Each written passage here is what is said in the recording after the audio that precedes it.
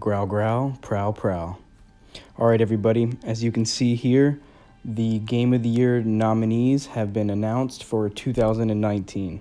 And I'm going to read them going from left to right. So, Control, Death Stranding, Resident Evil 2, Sekiro Shadows Die Twice, The Outer Worlds, and Super Smash Bros. Ultimate.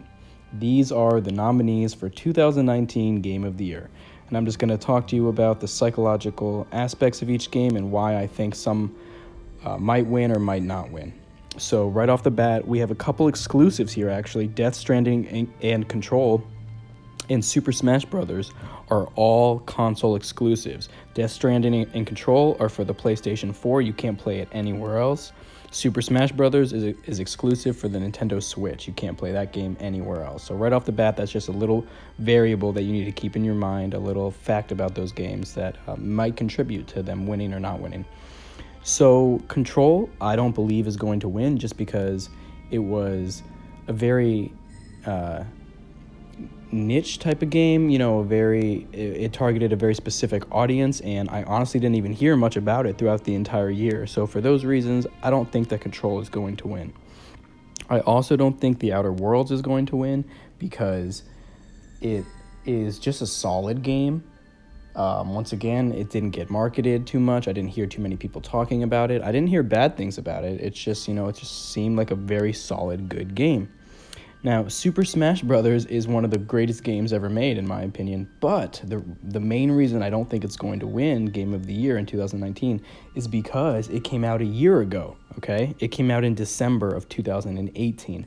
So because of that time lapse, because of all the time that has passed since the release, I think that maybe people are going to forget about it a little bit, or it's just not going to be as fresh in their minds, even though it is, in my opinion, one of the best games ever. Then going to the left from the right side, Sekiro Shadows Die Twice. The main reason I don't think that Sekiro is going to win is because it was a very, very difficult game. One of the hardest games I've ever played. I think I beat it like 3 or 4 times, but most people that played that game never finished it. They didn't even beat it, and there was lots of people complaining about it, lots of game journalists complaining about it, about its difficulty, because there were no difficulty settings. It was just one mode. You started the game up and that was it, and it just got harder as you went, and then the new game plus is even harder, and it just kept increasing in difficulty. So there was no difficulty settings, and a lot of people, especially the game journalists, they couldn't even finish it. They couldn't even get halfway in that game. So that's why I think that game might not win. Going over to Resident Evil 2, a reason I don't think Resident Evil 2 will win is because it's a remake. It's a remake of an old game that came out back in the 2000s, I believe it was. And, remakes don't ever hit as hard as an original, and that's just the truth. Even though, once again, I think Resident Evil 2 deserves to be on this list, and I would not mind if it ends up winning because it is a marvelous game, okay? If you haven't played it, you have to. If you love horror games, you love scary games, you gotta play Resident Evil 2 Remake. It was a very unsettling game, and I loved every second of it. And then that leaves us with Death Stranding. I also don't think that Death Stranding is going to win because it divided the community. It really divided the gaming community almost right down the middle. Half of people loved it, half of people hated it. I'm on the side that loved it, on the half that loved it, but on the side that hated it, I totally see their criticisms. People always called it a walking simulator, right? A quote-unquote walking simulator. And I'm not going to argue about that. For a lot of the game, that is what you do. But there is so much more to it, okay? There's so much more to it with the story, the soundtrack. The gameplay does get deeper than just walking around. So yeah, to sum it all up, in my opinion, as long as Control or Outer Worlds doesn't win, I will be completely fine with any of the other 4 games. If Death Stranding wins, that'll be great. Resident Evil 2, I'll be happy. Sekiro, I will be very happy. And Super Smash Bros., I will also be happy. So I don't mind if any of those 4 games win. I just don't want it to be Control or The Outer Worlds. The other 4, I think, are just leagues above in almost every way possible. And I think they garnered more publicity, more conversations, more thought-provoking. They were just better games overall in pretty much every way, in my opinion, just based on what I know. Then again, those are the 4 games that I have played. I have not played Control or The Outer Worlds, so I am speaking with a bias, in my opinion, but we can only speak from our experiences, right? So that is my opinions and my thoughts on the Game of the Year. Now, for as far as games that got snubbed, that totally got left out, I'm like, what about Kingdom Hearts 3 and Devil May Cry 5? Like, those 2 games, in my opinion, deserve to be on this list. They should have replaced The Outer Worlds and Control with Kingdom Hearts and Devil May Cry 5, because those games were absolutely spectacular in their own right, So I think they deserve to be on this list as well, and I'm sad that they're not here.